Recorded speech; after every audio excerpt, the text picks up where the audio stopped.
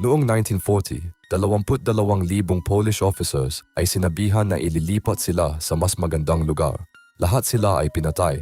Ang Katyn Massacre ay isa sa pinakamalupit na krimen ni Stalin na tinago ng Soviet Union ng 50 taon. Ang mga Polish officers, intellectuals at civilians ay dinala sa gubat. Sinabi sa kanila na safe relocation ito. Pagdating doon, pinaril sila sa likod ng ulo at inilibing sa mass graves.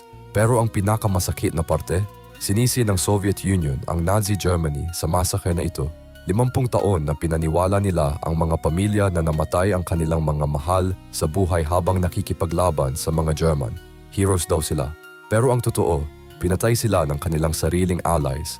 Noong natuklasan ang mga mass graves, nakita ng forensic experts na Soviet bullets ang ginamit, hindi German. 50 taon ng psychological warfare, 50 taon ng kasinungalingan. Ang mga nanay na nagdasal para sa kanilang mga anak na heroes ay nalaman na murder victims lang pala sila. Ganito ka brutal ang totoong kasaysayan.